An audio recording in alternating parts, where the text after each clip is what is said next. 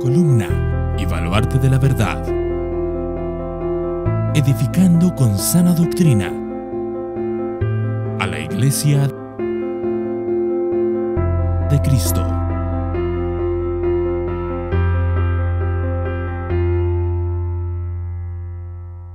Es otro, porque me gusta muchas veces empezar los libros con una pequeña introducción, en vez de ir directamente al tema. Así que hoy vamos a predicar la introducción del libro de Eclesiastés, que yo he querido titular La vanidad de Salomón. Abran sus Biblias en Eclesiastés capítulo 1 y los versículos 1 y 2. Eclesiastés capítulo 1, versículos 1 y 2. Dice así la palabra del Señor.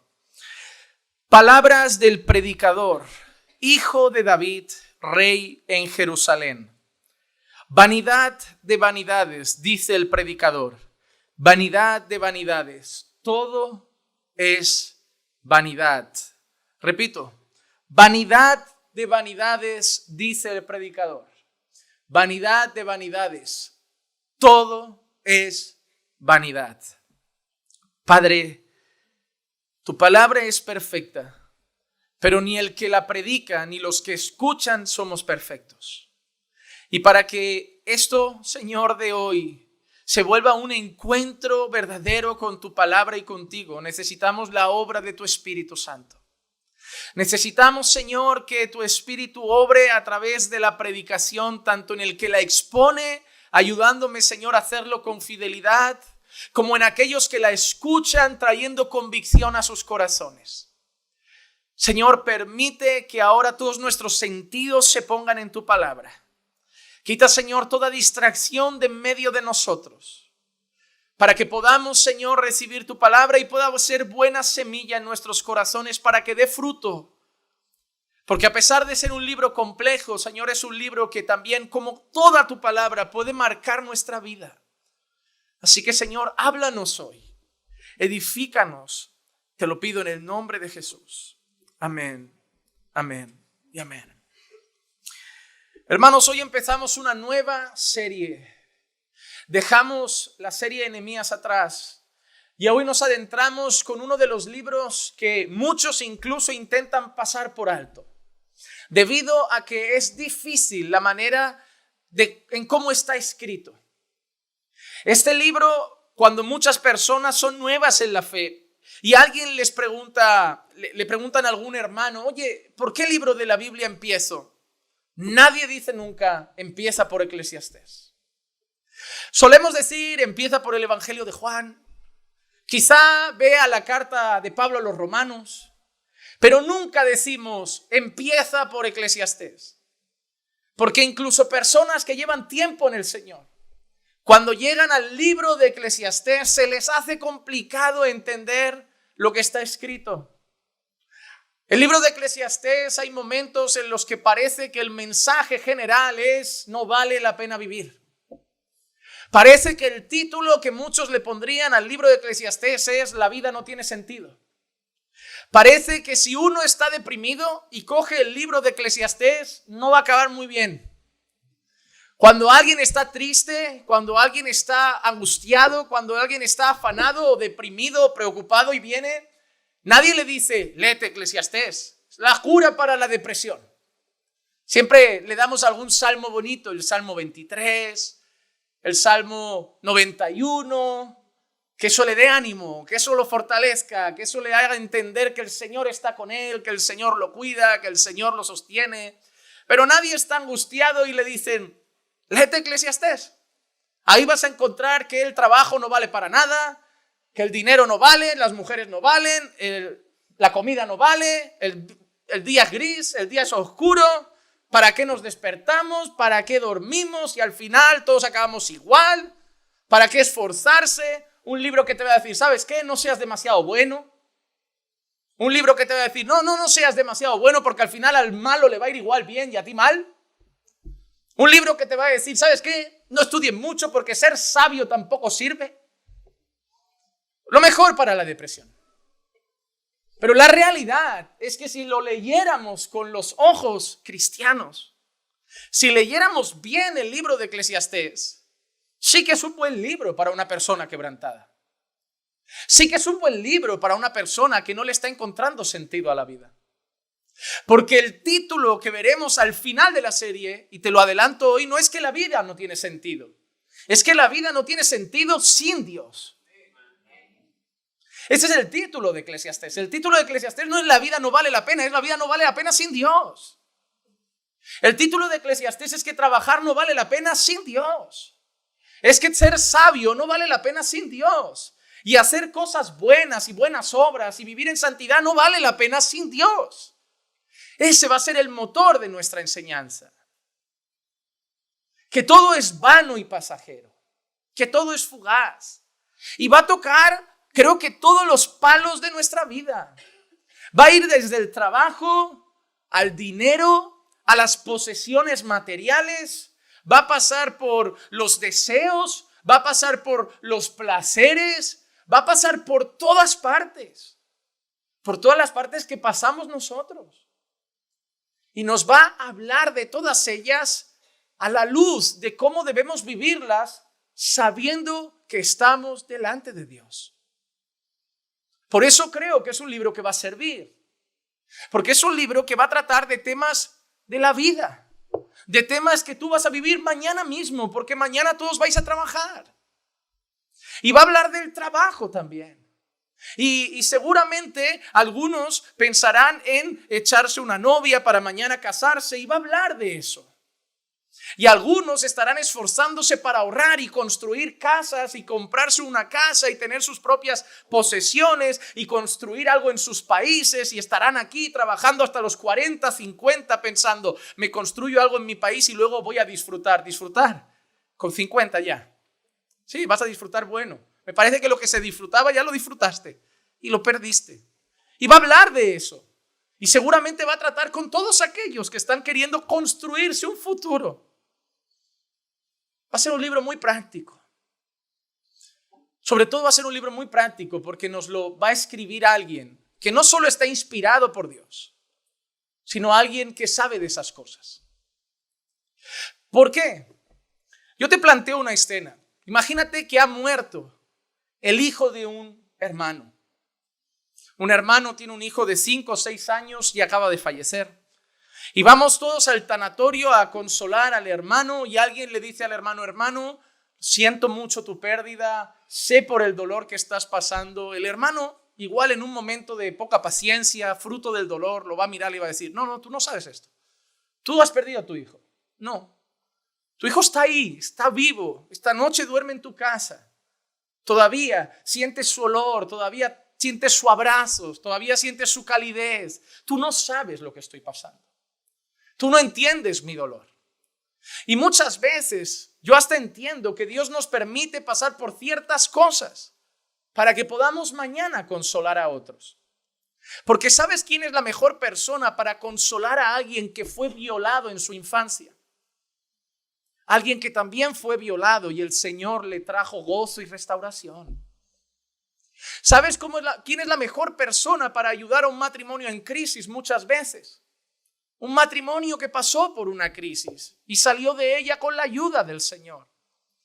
Algo que he aprendido con los años es que muchas de las cosas que el Señor nos permite pasar luego son herramientas en las manos del Señor para ayudar y consolar a otros. No es para que las olvidemos, sino que mañana puede llamar a la puerta de la iglesia personas pasando aflicciones que pasamos y que están pensando que el matrimonio ya no tiene esperanza y tú les puedes decir, todavía hay solución en Dios. Y personas que pueden decir, yo no consigo perdonar a mi padre por lo que me hizo, a mi primo por lo que me hizo, y alguien les dirá, yo pude perdonar en Dios. Y ahora lo amo y ahora lo puedo mirar y no hay dolor en mi corazón. No lo he olvidado. Pero el Señor me ha ayudado a poder mirarlo y devolverle en mi corazón el lugar que tenía antes de que me hiciera esa barbaridad. Con Dios es posible. Pero muchas veces encontramos que tenemos que consolar a personas y ellos simplemente nos miran como diciendo, tú no sabes lo que yo estoy pasando. Pero el escritor de este libro sí lo sabe. El escritor de este libro nos va a hablar de lo que significan los placeres de la carne. Y tú puedes mirar a un señor mayor que nació en el seno de una iglesia, que nunca se emborrachó, que nunca salió con muchas mujeres. Y tú decir, tú no sabes lo que es eso. Pero el escritor de este libro sí sabe lo que es estar con muchas mujeres. El escritor de este libro sí sabe lo que es tener mucho dinero. El escritor de este libro sabe lo que es ser el hombre más rico de la tierra. El escritor de este libro sabe lo que es haber tenido más mujeres y placeres que ningún otro. El escritor de este libro ha estado en las fiestas más grandes que te puedas imaginar. El escritor de este libro ha tenido mayor inteligencia y sabiduría que cualquier hombre de la faz de la tierra. Así que una de las cosas que debemos entender cuando empecemos a analizar este libro es que quien nos habla sabe de lo que habla. No es una persona que solo quiere evitarnos dolores sin saber de la vida. Porque a veces pensamos que nuestros padres nos dicen, no andes con fulano que no acaba bien, porque simplemente quieren que no nos vaya mal, pero ellos no saben nada. Yo controlo las amistades, a mí no me influencian tanto. Yo no soy tan influenciable, yo sé decir que no. Tus padres te dicen eso porque seguramente ya fueron influenciados por malas personas. Todo el mundo cree que no es influenciable, pero todo el mundo está mirando YouTube y siendo influenciado 24 horas al día. Todas las mujeres creen que no son influenciables y que son fuertes e independientes, pero si son feministas es por la influencia de la cultura, porque si hubieran nacido hace 100 años no lo serían. ¿Sabes por qué te vistes como te vistes? Porque eres súper influenciable. ¿Sabes por qué te peinas como te peinas? Escuchas la música que escuchas, hablas como hablas y piensas como piensas, porque aunque te creas un ser libre e independiente, eres súper influenciable. ¿Te crees que alguien se pinta el pelo azul por libre, espontánea voluntad? No, es porque hay un montón de gente influenciando nuestra cultura que cree que pintarse el pelo azul es una moda bonita de ver. El pelo azul, que tú dirás, es terriblemente feo. No, horroroso. Es como un pitufo dado de vuelta. Está mal la cosa. Pero ellos creen que son modernos, rebeldes. Son influenciables. Y más los jóvenes. Los jóvenes son los que se creen más independientes, más sabelotodos, más llenos de conocimiento. Y no como los viejitos de sus padres que de nada saben de la vida. Ellos saben mucho. Y así les va. Así les va. Su soberbia es tanta que cree que no necesitan a los papás, no necesitan a los señores mayores, a los abuelos, que ellos son independientes. Ellos no saben ni lo que son. Por eso hace 5 años eran raperos, hace 3 años cantaban flamenco, hace 1 año ahora cantan hip hop y de golpe parecen un pandillero. Porque no saben ni lo que son, se están descubriendo. Se están descubriendo. Porque todos somos influenciables. Y espero de corazón que seamos influenciados por el libro de Eclesiastés. De tal manera que cambie nuestra vida. Porque el libro de Eclesiastés, a pesar de quien sea su autor, su mayor autor de todos es Dios mismo. Es Dios mismo. Así que vamos a empezar con este libro y vamos a empezar hablando de su autor. Y su autor, bajo mi perspectiva, aunque no está firmado, yo creo que es el rey Salomón. La primera cosa que debemos ver es que la palabra Eclesiastés viene de una palabra hebrea que se llama Kohelet, que significa predicador o orador, alguien que habla a una asamblea. O sea, yo podría ser ahora mismo un Kohelet, un Eclesiastés. ¿Por qué significa eso? El predicador, alguien que se dirige a una asamblea. Y mira cómo se presenta en el versículo 1. Palabras del predicador, hijo de David, rey en Jerusalén. En el versículo 12 se presenta así también. Yo, el predicador, he sido rey sobre Israel en Jerusalén. Y en el capítulo 12 y el versículo 9 se vuelve a presentar igual. El predicador, además de ser sabio, enseñó también sabiduría al pueblo y ponderó, investigó y compuso muchos proverbios. ¿Por qué creemos que se trata de Salomón? Porque se presenta primero como hijo de David.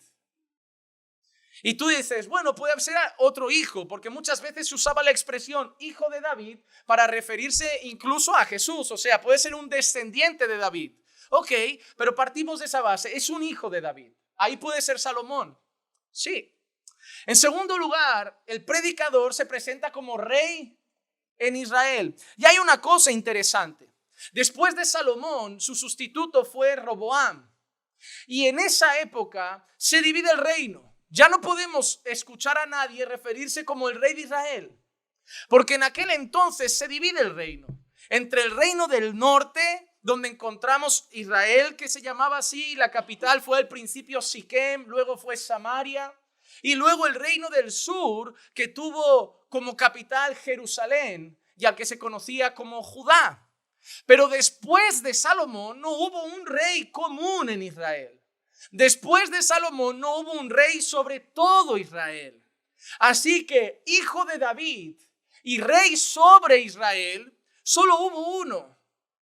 Fue Salomón. Sí, podemos pensarla. Bueno, la Biblia llama a Jesús como hijo de David. La Biblia dice que Jesús sería el rey del pueblo. Sí, pero está hablando de la eternidad y este libro no lo escribió Jesús.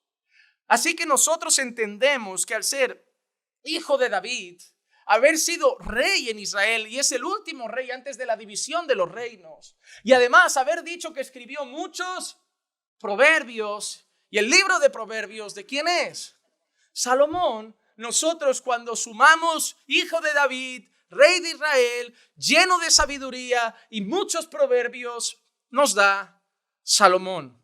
A pesar de no haber escrito a lo mejor su nombre, haberse presentado como el predicador, todo apunta a pensar que es Salomón. Y otra cosa, las cosas que veremos en el libro de Eclesiastés, las cosas de las que habla, los placeres, los lujos, envuelven mucho la vida de Salomón.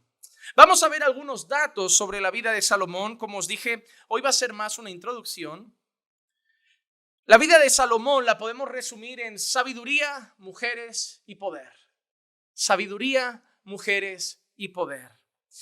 En primer lugar, su propio padre David declara que Salomón es alguien lleno de sabiduría. En Primera de Reyes, capítulo 2 y el versículo 9 leemos: pero ahora no lo dejes sin castigo, porque eres hombre sabio. Sabrás lo que debes hacer con él y harás que desciendan sus canas con sangre al Seol. Mira la expresión, dirigirse a él, eres un hombre sabio. Nosotros además sabemos que no solo su padre afirma que es sabio, sino que sabemos la procedencia de la sabiduría de Salomón. La Biblia enseña y afirma que la sabiduría de Salomón le fue dada por Dios mismo. En Primera de Reyes, capítulo 3 y el versículo 12 leemos así: he aquí, he hecho conforme a tus palabras. He aquí, te he dado un corazón sabio y entendido, de modo que no ha habido ninguno como tú antes de ti, ni se levantará ninguno como tú después de ti. Recordamos esta escena para los que no conocen mucho la Biblia. Salomón acaba de recibir el reino y Salomón es muy jovencito, una edad muy tierna. Y igualmente, por descendencia, le toca ser rey. Lo que pasa es que Salomón mira lo que tiene que gobernar y es un pueblo gigantesco, muchísima gente, muchísimas tierras, muchísimas posesiones, mucho territorio. Y Salomón está un día orando, está un día de rodillas, quizá en su cuarto, escondido, solo, no escondido, pero en la intimidad de su habitación, y se le presenta Dios mismo. Se presenta Dios delante de Salomón con un regalo. Parece casi el genio de la lámpara, porque Dios se presenta a Salomón y le dice: Salomón, te concedo un deseo. En pocas palabras, es lo que Dios le dijo a Salomón: Salomón, pídeme lo que quieras, que yo te lo daré. Pero Salomón, a diferencia de las películas que muchas veces vemos en la televisión, no le pide dinero, no le pide lujos, no le pide grandeza. Salomón dispone su corazón a querer ser un buen rey. Y lo que necesita un buen rey ante todas las cosas es sabiduría. Porque un reino está lleno de decisiones que tomar. Es como un pastor. Lo que más necesita un pastor es sabiduría. Porque una iglesia es una constante toma de decisiones delante de Dios para guiar al pueblo de Dios, para acompañar al pueblo de Dios. Y Salomón mira al Señor y le dice: Señor, ¿sabes qué? Dame sabiduría para poder guiar este pueblo tan grande que me has dado, para poder guiar su salida, poder guiar su entrada, para poder tomar buenas decisiones, para poder ser un buen rey, ya que me toca ser rey, ya que no hay escapatoria, dame sabiduría para poder ser un buen rey. Y el Señor, viendo el corazón de Salomón, le dice: Salomón, como no has pedido dinero, ni riquezas, ni poder, ni lujos, ni fama, no solo te voy a dar lo que me pides, sino que te daré además todas las otras cosas. Y eso es muy interesante, porque es todo lo contrario a cuando leemos en la Biblia: pedís y no recibís, porque pedís mal, pedís para gastar en vuestros deleites. Porque Salomón no estaba pidiendo para su deleite. Salomón no estaba pidiendo para sus intereses egoístas. Salomón quería ser un buen rey. Él pidió para el bien del pueblo. Él pidió ser un buen rey para el pueblo, ser un buen guía para el pueblo, ser una especie de buen pastor para el pueblo. Y el Señor vio que no había egoísmo en la oración de Salomón y se lo concedió. Así que no solamente le dio sabiduría, sino que le dio grandeza en todos los niveles.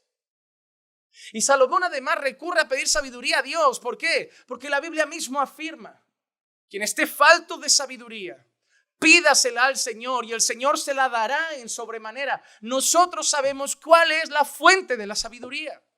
Es el Señor. Así que David reconoce la sabiduría en su hijo. Y luego la fuente de la mayor sabiduría que hay en Salomón viene de parte del Señor.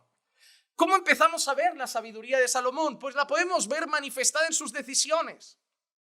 En Primera de Reyes, capítulo 3, versículo 27 y 28, vemos así: entonces el rey respondió y dijo: dad el niño vivo a la primera mujer, y de ninguna manera lo matéis. Ella es la madre. Cuando todo Israel oyó del juicio que el rey había pronunciado, temieron al rey, porque vieron que la sabiduría de Dios estaba en él para administrar justicia. La verdad es que los que conocen ese caso de un hijo ha muerto, otro queda vivo, de quién es ese hijo, y venga, pues vamos a hacer una cosa, quizá lo podemos partir por la mitad, medio para cada uno. Una señora: no, pues ya que se lo quede la otra, pero a mi hijo no lo mates. Y la otra: no, pues no está mal, medio niño para cada uno, está bien, es justo. ¿Tú qué quieres, muslo o pechuga? ¿Tú qué quieres? Pero en esa actitud que a lo mejor otro rey hubiera llevado a partir al niño sin más, él simplemente había algo detrás. Era el averiguar quién iba a sufrir con esa decisión, a quién le iba a doler esa decisión, quién estaba dispuesto a renunciar a su hijo por la vida de ese niño. Y ahí descubre quién es la mamá y dice que todo el reino se sorprende diciendo: wow, este hombre es tremendamente sabio. Realmente este hombre tiene una sabiduría que viene de Dios. Y por eso la sabiduría de Salomón fue admirada por todos los hombres. Primera de Reyes, capítulo 4, versículo 34. Y venían de todos los pueblos para oír la sabiduría de Salomón. Hoy la gente viene a veces a oír tus chistes, tus gracias y en algunos casos tus chismes. Pero Salomón no iban a oír sus chistes, no era un payaso. Espero que tu meta en la vida tampoco sea ser el payaso del grupo. Salomón no iban a oír sus chismes. Salomón no era la portera de la iglesia ni del pueblo. Espero que tu meta en la vida, hermana querida o hermano querido, no sea ser el portero de la iglesia en el sentido del que cuenta todas las noticias. Pero ojalá te vuelvas como Salomón y las personas, cuando necesiten un consejo, puedan ver en ti la sabiduría de Dios. Hermano, deberíamos vivir de tal manera que los más pequeños, los más jóvenes, incluso los más nuevos en la fe, deberían recurrir a nosotros en búsqueda de la sabiduría de Dios. Porque no era de su propia sabiduría, no era de su propio consejo, no era: mira, es que es muy inteligente y vamos a hablar con él porque es el hombre más listo del planeta. No, vamos a ver, porque él tiene sabiduría de Dios. Deberíamos intentar buscar a Dios, caminar con Dios, conocer a Dios de tal manera que la gente buscara en nosotros consejo, para que el consejo que salga de nosotros no sea yo pienso o yo creo, sino la Biblia dice. La Biblia dice. Porque todos aconsejáis cada día. A un hijo, a un amigo, a un conocido, a un vecino. pero lo que más me preocupa, que siendo cristianos, la mayoría os escucho aconsejar con yo creo, yo pienso. Hermano, si de verdad somos el pueblo de Dios, la gente debería buscar en nosotros el consejo de Dios. No el nuestro, el de Dios. Y venían de todos los pueblos para oír de la sabiduría de Salomón de parte de todos los reyes de la tierra que habían oído de su sabiduría. Así que tenemos en primer lugar a un hombre tremendamente sabio. Y la Biblia nos enseña que el escritor de Eclesiastés fue tremendamente sabio. Pero vamos a ver otros datos de la vida de Salomón. Por ejemplo, su dedicación a la vida literaria, a la vida poética. En Primera de Reyes, capítulo 4 y el versículo 32, leemos así. También pronunció 3,000 proverbios y sus cantares fueron 5,000. Pronunció 3,000 proverbios y sus cantares fueron 5,000. Nosotros disponemos en nuestras Biblias del libro de Proverbios, tenemos algunos, y tenemos también en nuestras Biblias el libro de Cantares. Así que nosotros estamos viendo que una de las cosas que también Eclesiastés ha dicho del predicador es que escribió muchos proverbios. Y nosotros vemos en Primera de Reyes, hablando de Salomón, que escribió muchos proverbios y muchos cantares. Así que todo encaja para pensar que es Salomón. Tenemos a un hombre tremendamente sabio. Y no hay una cosa mejor que pueda hacer un hombre sabio, que es escribir. Escribir. Te vas a dar cuenta, sí, que hoy en día todo el mundo puede escribir, pero a lo largo de la historia la mayoría de hombres pensadores y sabios se han dedicado a la literatura. Porque hermano, cada uno da al mundo lo que tiene. Y los hombres sabios tienen que dar esa sabiduría. Si el Señor te da sabiduría, compártela, plásmala. Y Salomón lo hizo. Su sabiduría no se trató solo de tomar decisiones en el reino, sino que además escribió proverbios, escribió cantares. Él plasmó la sabiduría que Dios le había dado en papel, en pergamino, en papiro. Pero para que nosotros tengamos eso también, se dedicó así que a la literatura, porque yo creo, hermanos, que 3,000 proverbios y 5,000 cantares no se escriben en una tarde. Creo que no. Yo tardo un buen rato en escribir un sermón. Imagínate para escribir todo lo que escribió Salomón. Además, vemos sobre su sabiduría que fue mayor que la de todos los hombres en Primera de Reyes 4:30. Y la sabiduría de Salomón sobrepasó la sabiduría de todos los hijos de Oriente y toda la sabiduría de Egipto. Esa es una expresión muy parecida a la que usa la Escritura para referirse a Job y a sus riquezas. Cuando la Biblia habla de Job, también lo describe como que sus riquezas, sus bienes sobrepasaban los de todos los hombres de Oriente. Así que tenemos un hombre que es más sabio que todos. Tenemos un hombre que ha escrito, ya que es sabio, ha escrito proverbios, ha escrito cantares. Tenemos un hombre además que fue más rico que todos. Sus riquezas fueron enormes. Primera de Reyes, capítulo 10, versículos 14 y 15. El peso del oro que llegaba a Salomón en un año era de 666 talentos de oro, sin contar lo de los mercaderes, las mercancías de los comerciantes, de todos los reyes de Arabia y de los gobernantes de la tierra. Por eso Primera de Reyes 10:23 lo resume así. Así que el rey Salomón llegó a ser más grande que todos los reyes de la tierra en riqueza, y vuelve a reiterar sabiduría. Tenemos al hombre más rico de la tierra, con más posesiones de la tierra, con más oro de la tierra, con más sabiduría de la tierra. Y finalmente tenemos al hombre con más placeres de la tierra, con más mujeres de la tierra.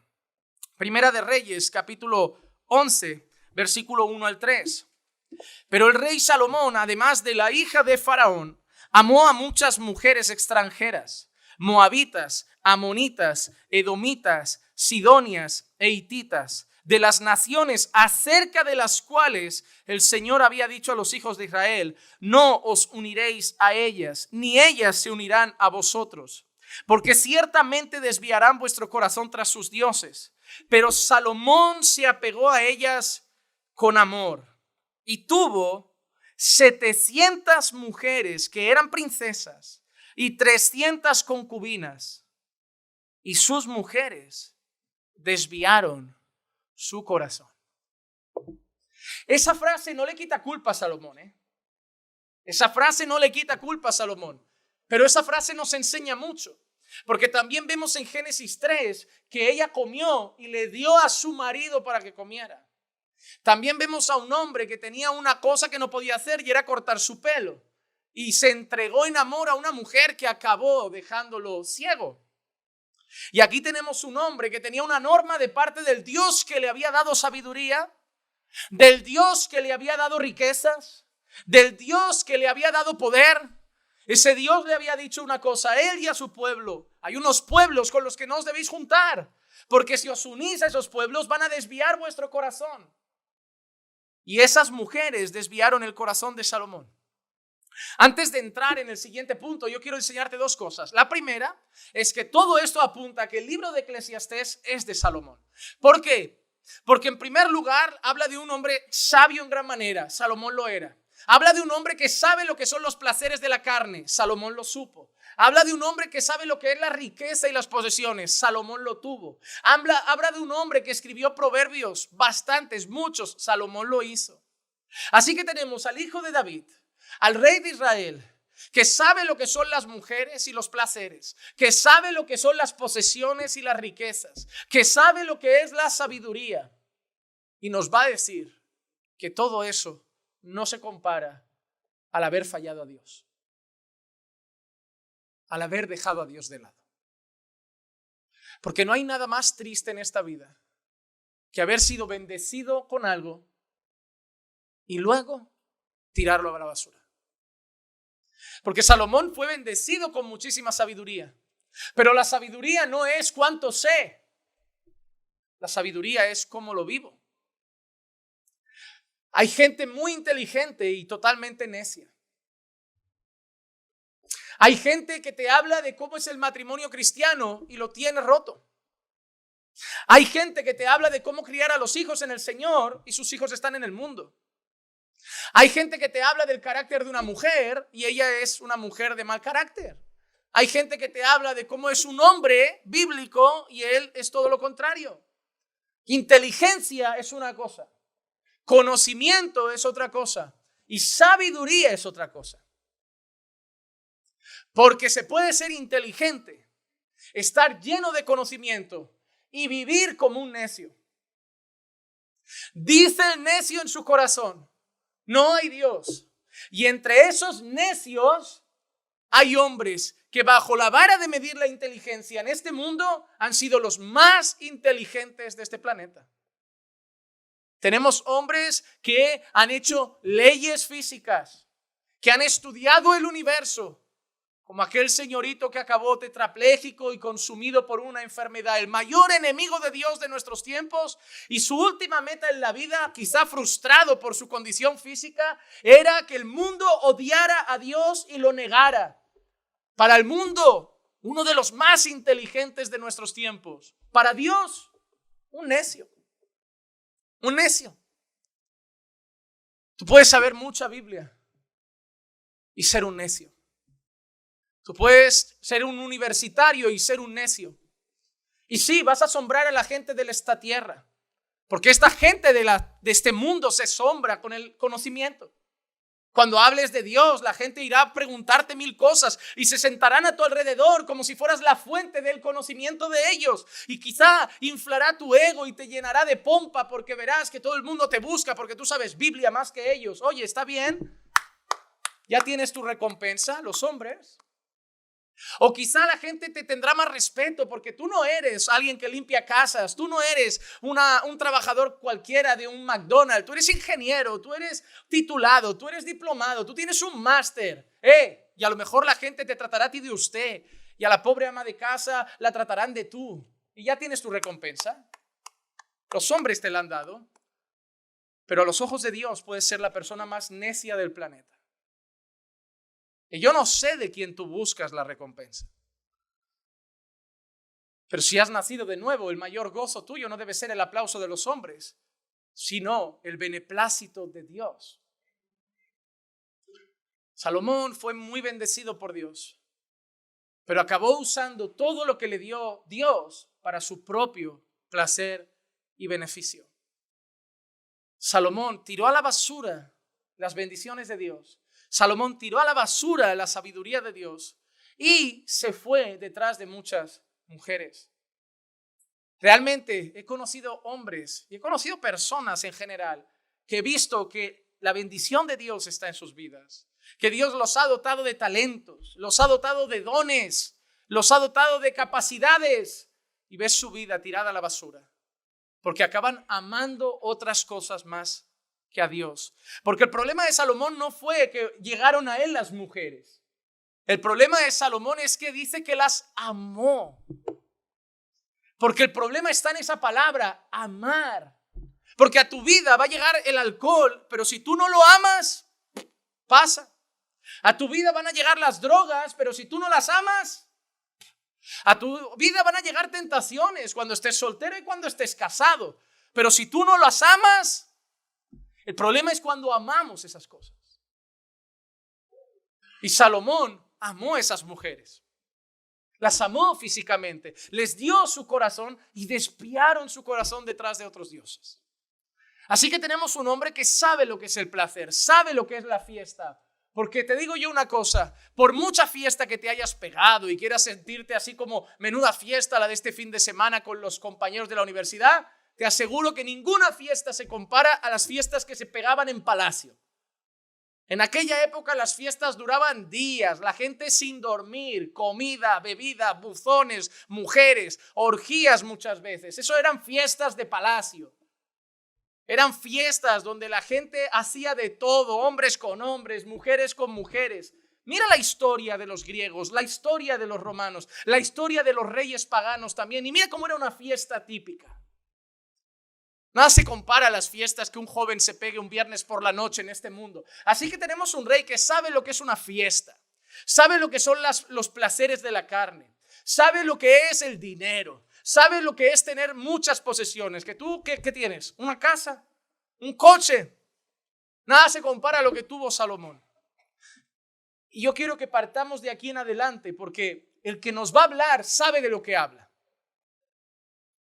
No quiero que pienses en un hombre que no probó las cosas de este mundo. Bueno, yo soy joven, yo tengo derecho a probar las cosas de este mundo porque ese hombre fue el hijo del rey David, ese hombre nació en un palacio siendo el rey de Israel, ese hombre siempre fue cristiano. No, ese hombre ha probado las cosas de este mundo, ha probado los placeres de este mundo y nos va a hablar de esas cosas. No es alguien que te va a hablar de lo que no ha experimentado, es alguien que sabe lo que es tenerlo en sus manos, vivirlo y abrazarlo. ¿Y qué aprendió él? El versículo 2 es el título quizá del libro de Eclesiastés. Y por eso hoy terminamos en ese versículo y luego nos adentraremos a analizar cada parte. Porque lo que aprendió Salomón es que vanidad de vanidades, dice Salomón, dice el predicador, vanidad de vanidades, todo es vanidad. La palabra vanidad viene de una palabra hebrea que se podría pronunciar como hebel, que significa fugaz, pasajero. Ojo que cuando vemos aquí la palabra vanidad, nadie debe pensar en lo que nosotros diríamos como esa persona es muy vanidosa. No es en el sentido de que esa persona se pasa 80 horas en el espejo, maquillándose, cuidando cada detalle de su apariencia porque es tremendamente vanidosa, que quiere que lo miren, que lo exhibirse y que la gente lo contemple y lo adule porque es vanidoso. No. La palabra aquí vanidad es la palabra hebrea hebel, que significa fugaz, pasajero. Y es interesante porque en Génesis capítulo 4, versículo 2 dice, después dio a luz a su hermano Abel, y Abel fue pastor de ovejas y Caín fue labrador de la tierra. Y el nombre Abel en hebreo es vanidad. La palabra vanidad en Eclesiastés es hebel y la palabra Abel es hebel. Y muchas personas consideran que el nombre que pusieron Adán y Eva a Abel fue fruto del pecado, de saber que desde ese mismo momento todas las cosas iban a ser fugaces, que ellos habían recibido la promesa de estar con Dios, el regalo, la dicha, la bendición de estar con Dios por siempre, relacionarse con Dios por siempre, pero se rompió y por eso le pusieron a su hijo el nombre de hebel, que nosotros vemos la traducción como Abel. El nombre de Abel es vanidad, es fugaz, es pasajero. ¿Y fue o no su vida pasajera? ¿O fue o no su vida fugaz? ¿O no fue su vida realmente un soplo? Así que lo que Salomón ha aprendido es que todo es pasajero. Todo es fugaz. Hermano, ¿tú te das cuenta que hace relativamente poco estuvimos durante muchos meses encerrados en casa sin poder salir?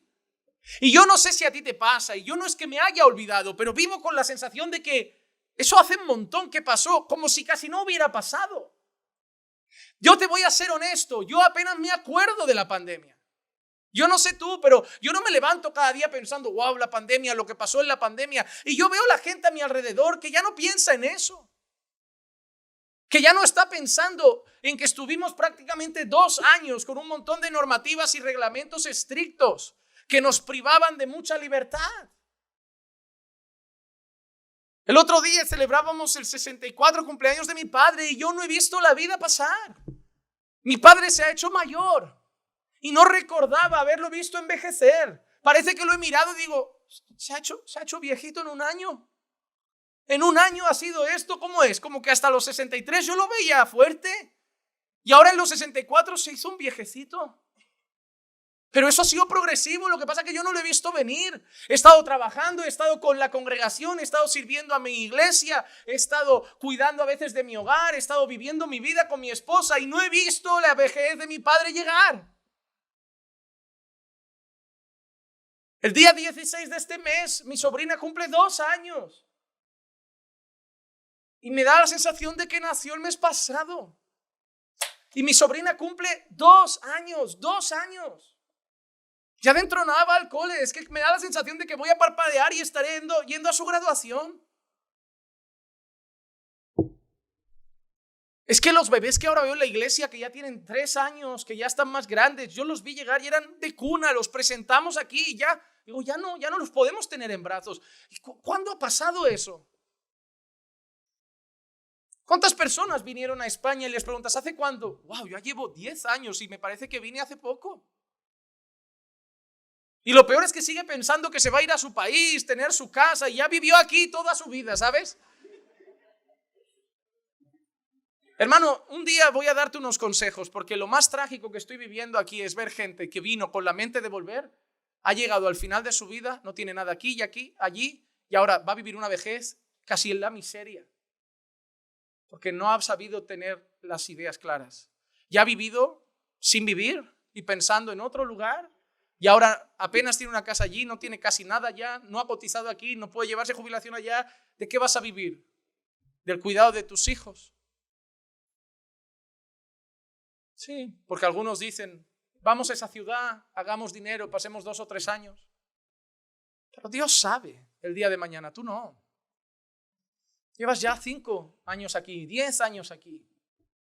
Celebrábamos la semana pasada 11 años desde que esta iglesia empezó en el salón de casa. 11 años. 11 años que yo digo, 11 años, no 1, 2, 3, 11 años. El tiempo es pasajero. Y el dinero es pasajero.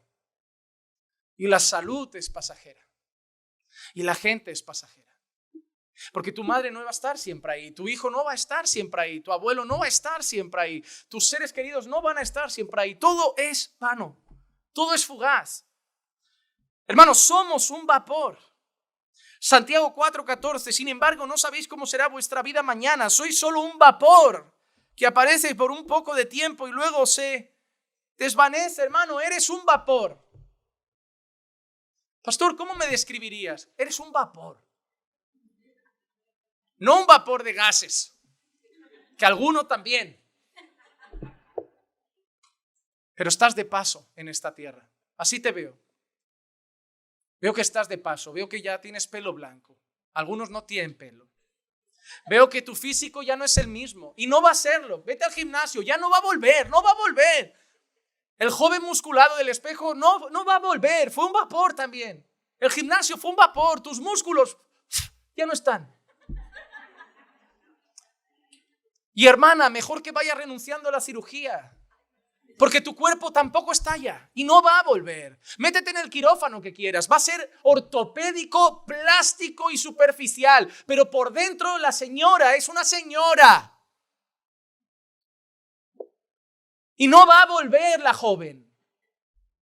La juventud se nos fue. La adolescencia se pasó. La niñez ya no, ni la recuerdo. Y dentro de nada, la edad de adulta también habrá pasado y seremos ancianos. Somos un vapor. Porque vamos a vivir unos años y encima al final llegaremos con pesar. Salmo 90:10, los días de nuestra vida llegan a 70 años y en caso de mayor vigor a 80. Con todo, su orgullo es solo trabajo y pesar. Porque pronto pasa y volamos. ¿Qué mensaje que te está dando un ánimo para la vida? Te estoy diciendo que en nada vuelas. 70 años, a lo mucho llegas a los 80 y lo máximo que puedes decir es que has trabajado y ahora te pesan los años. Porque llegas con artritis, con artrosis, con cataratas, ya no ves igual. Ahora el hígado mal, el riñón mal, el corazón mal, sin fuerzas. Te levantabas de la cama, ahora es... Ahora eres como yo casi, que haces ese ruido cuando sales de tu coche. Salen de ti esos ruiditos que ya empiezan a salir de mí como no anda bien la cosa. Como que yo antes me levantaba de vámonos y ahora es como...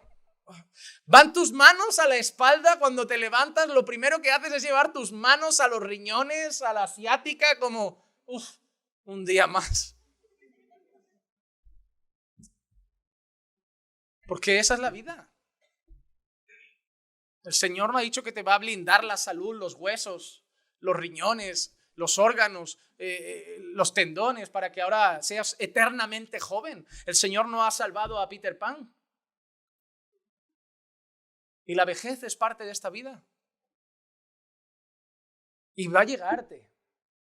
Tú que no estás haciendo nada por el Señor, creyendo que primero trabajo, ordeno mi vida y luego ya le doy tiempo para servir al Señor, no vas a tener fuerza. ¿Sabes cuál es una de las mayores dichas que tengo en mi vida junto a mi esposa? La edad a la que empezamos a servir al Señor. Hermano, tengo 34 años y celebramos 11 como iglesia. Eso significa que desde los 23 pastoreo esta iglesia. Y algunos con 23 aquí están pensando en una novia, en el cine y en irse de fiesta esta noche. Y yo desde los 23 junto a mi esposa pastoreo esta iglesia. ¿Y sabes qué es lo mejor? Que cuando tenga 50 y me duela de verdad la espalda y pueda hacer menos para el Señor, habré hecho 27 años de servicio intenso. Porque mi vida es un soplo y no puedo esperar a tener 40 para empezar a servir al Señor.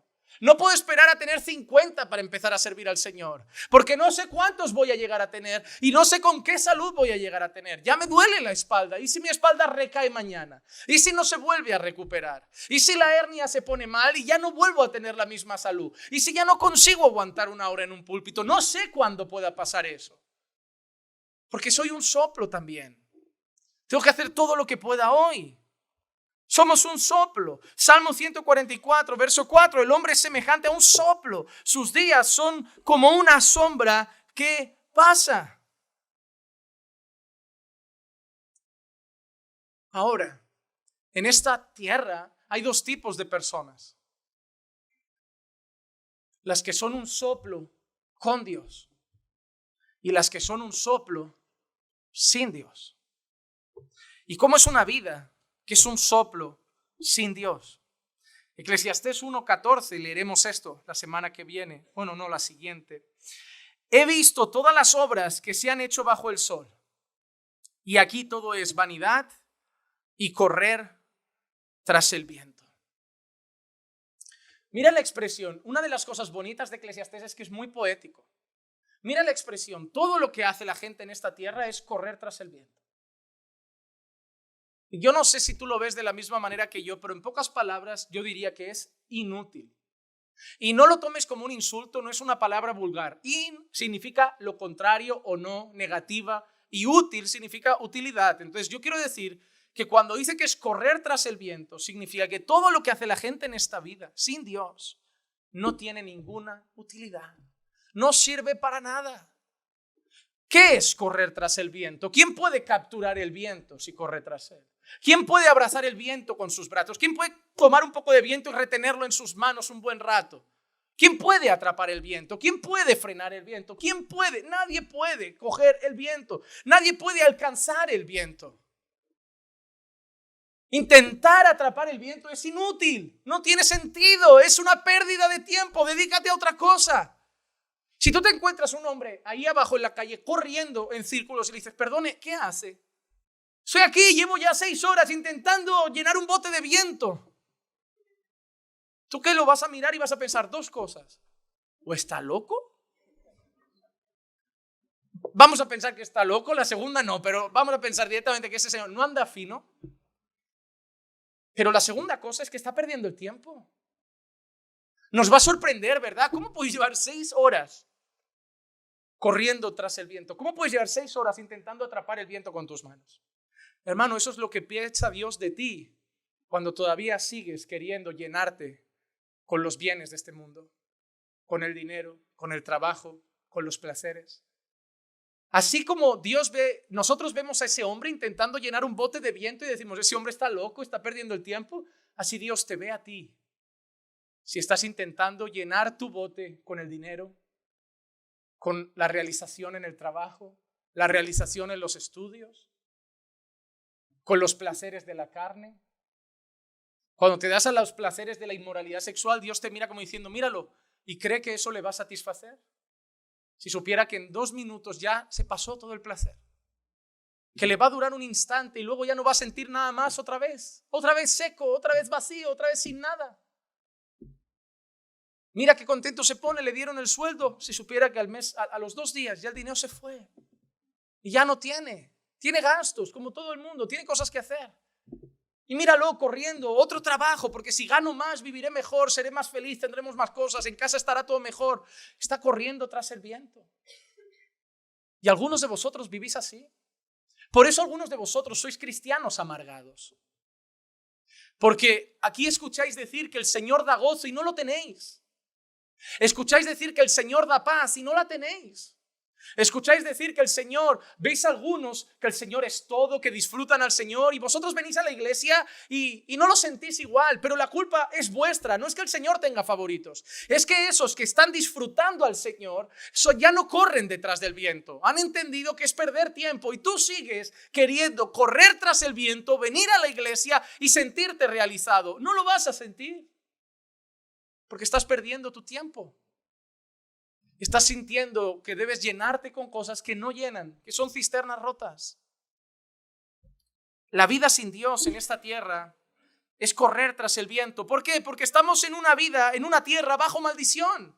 Génesis 3, 14 al 19, y el Señor dijo a la serpiente, por cuanto has hecho esto, maldita serás más que todos los animales y más que todas las bestias del campo, sobre tu vientre andarás y polvo comerás todos los días de tu vida. Y pondré enemistad entre tú y la mujer, entre tu simiente y su simiente, él te herirá en la cabeza y tú lo herirás en el calcañar. A la mujer le dijo, en gran manera multiplicaré tu dolor en el parto, con dolor darás a luz hijos y con todo tu deseo será para tu marido y él tendrá dominio sobre ti.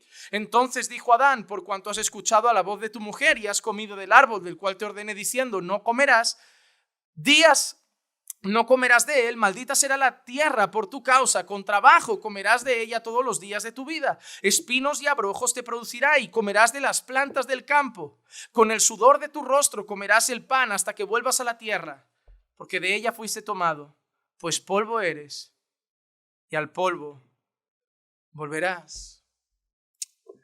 Todo era perfecto, nada era correr tras el viento, todo era una relación perfecta con Dios, todo era conversaciones con Dios, un lugar perfecto, un jardín perfecto, un paraíso perfecto, a nuestra disposición bienes, a nuestra disposición frutos, a nuestra disposición la presencia del Señor, la relación íntima con el Señor, pero el hombre decide pecar y todo se viene abajo. Y de golpe la mujer empezará a sufrir y multiplicar sus dolores en el parto. Su deseo será para su marido. Él tendrá dominio sobre ella. El marido va a tener que trabajar y eso no es un castigo. porque ya tenía que trabajar antes, solo que dice que ahora tendrá que hacerlo con el sudor de su frente, porque la tierra va a producir espinos y abrojos, porque la tierra ha caído bajo maldición, ahora la tierra está endurecida, está seca, ahora el trabajo va a ser más difícil, no va a rendir tanto el trabajo, va a tener que trabajar mucho más para conseguir mucho menos y finalmente va a volver al polvo. Después de sudar del trabajo, después de que la mujer multiplique sus dolores en el parto y después de llevar esa vida, al polvo regresarán. Y todo eso será en un soplo. Porque nosotros lo quisimos así. Porque decidimos desobedecer a Dios. Y Dios, como Pablo dice, sometió la tierra a vanidad. Romanos 8, 19 al 21. Porque el anhelo profundo de la creación es aguardar ansiosamente la revelación de los hijos de Dios. Porque la creación fue sometida a vanidad, no de su propia voluntad, sino por causa de aquel que la sometió, en la esperanza de que la creación misma será también librada de la esclavitud de la corrupción a la libertad de la gloria de los hijos de Dios. La tierra fue sometida a vanidad. La tierra se volvió vana, no por ella. Los árboles no decidieron nada, la tierra no decidió nada. El pecado del hombre sometió toda la existencia a vanidad. Eclesiastés es un libro que deprime si se lee mal, porque es el libro que refleja cómo hombres pecadores sin Dios viven en esta tierra que está bajo maldición. ¿Te has dado cuenta de cuántos actores famosos se suicidan? Y no le digas a nadie, es que el dinero no alegra, alegra sí. Seguro que si yo te llego ahora con un cheque de 10.000 euros, no te pones a llorar. Si a mí me queréis dar 10.000 euros, yo me alegro. Si te regalan un coche, trae alegría. Si te regalan una casa, trae alegría. Si te dan un trabajo de 4.000 euros mensuales, alegra. Tener un hijo, alegra. Comprarte una casa propia, por fin tener tu propia casa, alegra. Tener tu propio coche, alegra. Poder salir a un restaurante y comer, alegra. El problema es cuando queremos que eso nos complete. El problema es cuando nuestro gozo y esperanza está en esas cosas. El problema es que el famoso creía que la fama les haría todo y al final no lo fue. El problema es que el cantante pensaba que en las giras lo disfrutaría todo. Y ahí tienes un montón de cantantes de rock que tuvieron groupies, gente que iba en millones a sus conciertos y se quitaron la vida. Cantantes muy famosos, de renombre, que al final no se sabe si fueron sobredosis, los mataron, pero acabaron sus vidas en días oscuros. ¿Cómo acabó Elvis sus días? Oscuridad. ¿Cómo acabó Marilyn Monroe sus días? Oscuridad. ¿Cómo acabó el actor este jovencito? Heath Ledger se llama, el que hizo el Joker, el que hizo la del Caballero. Ese rubito se veía tan bonito, tenía tanto futuro, lo iba a dar todo en Hollywood y de golpe se fue. Y aquel hombre que nos hizo llorar y reír con películas como Patch Adams. El que hizo también La señora Dufay, puede ser, que se disfrazaba de señora mayor. Nos hacía reír con una película que era como un robot. Nos hacía reír con una película que era como un niño grande. ¿Y qué pasó al final de sus días? ¿Crees que no se divertía en su trabajo? Claro que sí. ¿A quién no le hubiera gustado ser actor, disfrutar y encima hacer comedia? Pero eso no. El problema es pensar que si voy a eso me sentiré realizado. Y eso era correr tras el viento. Y al final no pudieron llegar a los 40, a los 35 y decir, pero ya lo tengo todo y me falta algo. Ya lo tengo todo y me sigue faltando algo. El trabajo no me llena ya. ¿Ves a esa gente que cada día dice, no, yo tengo que ir superándome porque nada me satisface? Y nada lo hará. Cuando llegues a ser gerente, querrás ser el jefe. Cuando seas el jefe, querrás ser el dueño de tu propia empresa. Cuando tengas una, querrás tener una multinacional. Cuando tengas la multinacional, querrás superar al de Tesla. Y así seguirás y nunca te completarás y será correr tras el viento. Y no todos se suicidan. Pero acaban acabando sus días mirando atrás y diciendo, ¿para qué vivimos? ¿De qué sirvió? Fue correr tras el viento. No importa el ídolo que tengas, ninguno de esos son eternos. Isaías 57:13, cuando clames, que tus ídolos te libren, pero a todos ellos se los llevará el viento. Un soplo los arrebatará, porque el Señor, pero el que en mí se refugie, heredará la tierra y poseerá mi santo monte. En cualquier ídolo que te apoyes, un soplo se lo va a llevar. Tu hijo, ¿qué es? Tu fuente de alegría, porque tienes un matrimonio frustrado y tu hijo es tu fuente de cariño, por eso ninguna nuera te vale. Pues tu hijo se va a ir en un soplo. No lo vas a poder retener, aunque tú le digas que esa mujer no es buena, si él la ama, la va a querer para él. Y se va a ir. Y tu marido se puede ir mañana, puede morir en un accidente, y tu esposa puede morir en una enfermedad. Tu alegría, ¿qué es? La familia. Para mí lo primero es la familia. Van a morir, se van a ir, van a hacer sus vidas y al final no quedaréis tanto como ahora. Esa es la realidad. No, para mí mi alegría es el ministerio. El ministerio viene y va también. Mañana habrán otros pastores, otros predicadores. Pasaremos de largo. No, para mí mi alegría es el dinero. Se va. Y aunque lo acumules, no te llenará. Cualquier ídolo que tengas, cualquier ídolo, mañana en un soplo se va a ir. Piensa en lo que más feliz te hace. Y te digo una cosa, y lo dice Salomón, y él lo sabe, ha tenido todo. Y Salomón, ¿sabes qué? Nos enseña que todo es fugaz. Se fue, pasó. Por eso, la lección final de Salomón, a la que llegará al final de Eclesiastés, ¿cuál es? Eclesiastés 12, 13 y 14, la conclusión, cuando todo se ha oído, es esta. Teme a Dios y guarda sus mandamientos. Porque esto concierne a toda persona. Algunas traducciones dicen porque esto es el todo del hombre. Porque Dios traerá toda obra a juicio junto con todo lo oculto, sea bueno o sea malo. Ese es el todo del hombre. El todo del hombre es Dios. Si a un pez lo quitas del agua, se va a morir. Si a un ave no le permites volar, morirá tarde o temprano. Si a un árbol lo arrancas de su raíz y lo separas de la tierra que lo nutre, se va a secar y va a morir. Porque toda creación necesita la fuente de vida. Y por eso los hombres sin Dios corren tras el viento. Porque están separados de la fuente de vida, de lo que nutre la raíz, de la savia que les va a dar fuerza para crecer con robustez y firmeza. Ellos se apoyan en otros ídolos que son un soplo. Pero el hombre debe entender que la única manera que esta vida cobre sentido es en Dios. En Dios.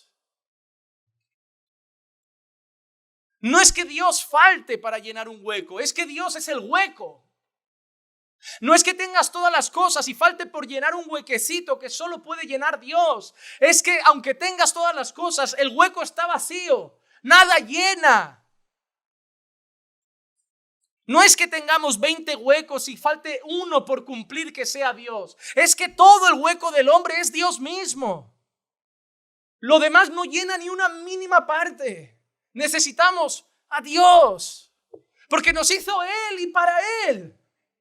Y lejos de Él no hay vida, no hay sentido, no hay propósito. Todo es fugaz, todo es pasajero. Solo hay una cosa que es eterna.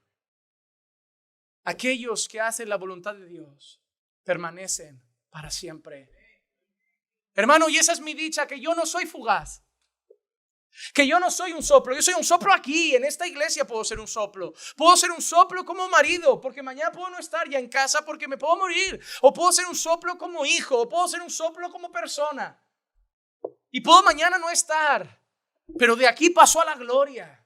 Porque yo no soy fugaz, yo tengo vida en Cristo, yo tengo vida eterna. Porque aquellos que están en Dios permanecen para siempre. Porque este es el todo del hombre, teme a Dios y guarda sus mandamientos. Pero hay un problema. Porque Él traerá toda obra a juicio. ¿Y cuál es nuestra esperanza en ese juicio? Romanos 8:1. Por consiguiente, no hay ahora condenación para los que están en Cristo Jesús. Los que no andan conforme a la carne, sino conforme al Espíritu. No hay condenación, no hay miedo de juicio, no hay temor de juicio para los que están en Cristo Jesús. ¿Y cuál es la marca de los que están en Cristo Jesús? Que no corremos tras el viento. Que no vamos detrás de la carne, no vamos detrás de los placeres. Pero pastor, usted tiene esposa y la disfruto. Usted le gusta la comida y la disfruto. Quien me hizo las papilas gustativas fue el Señor. Usted tiene un coche y lo disfruto. Y si Dios permite, mañana compraré otro cuando este se haga viejito. Y si puedo, uno mejor. Y tengo una casa y la disfruto. Y disfruto del lugar donde vivo. Y disfruto de ustedes que son parte de mi vida. Disfruto de mi trabajo, de mi oficio, de mi vocación, de mi ministerio. Pero eso no es mi todo. Porque si eso fuera mi todo, correría tras el viento. Porque si mañana me quitaran el ministerio, me deprimiría. Si mañana perdiera a mi esposa, acabaría diciendo como muchos, ya mi vida no tiene sentido sin mi mujer. Mi vida no tiene sentido sin mi ministerio. Mi vida no tiene sentido sin mi coche. Mi vida no tiene sentido sin mi casa. No, me va a doler. Me va a doler, pero no es mi todo. Y por eso seguiré de pie y seguiré firme. Y con el tiempo me verán sonreír. Y con el tiempo me verán gozoso. Porque ya no vivo detrás del viento en la carne. Vivo detrás de Dios en el Espíritu. Ya no vivo con los ojos puestos en la tierra y en las cosas que son pasajeras. Vivo con los ojos puestos en el cielo, donde está Cristo sentado a la diestra de Dios. Porque esas cosas son eternas. Hermano, esta es solo la introducción de todo lo que nos espera. Pero una introducción que espero que Dios ya haya usado para tratar con tu corazón. Y decirte que la raíz de mucha infelicidad en tu vida es tu deleite. La raíz de mucha o toda infelicidad en tu vida es que tienes algo detrás de lo que corres, que es como correr tras el viento, si ese no es Dios en primer lugar. Porque el texto no nos va a enseñar que no tengas una familia, ni que no tengas trabajo, ni que no te compres cosas. Es más, el texto nos animará a disfrutar esas cosas, pero disfrutarlas en Dios. Hermano, deja de correr tras el viento.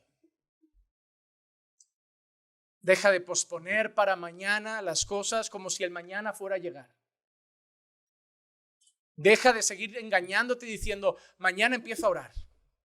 Mañana empiezo a leer la Biblia. Mañana empiezo a ir más a la iglesia, a entregarme más al Señor. Mañana voy a servir al Señor. Mañana voy a empezar a ser mejor marido. Mañana voy a empezar a ser mejor esposa. Mañana voy a empezar a obedecer más a Dios. Déjalo porque mañana no sabes si llega. El mañana no sabes si llega. Accidentes hay todos los días. Infartos hay todos los días.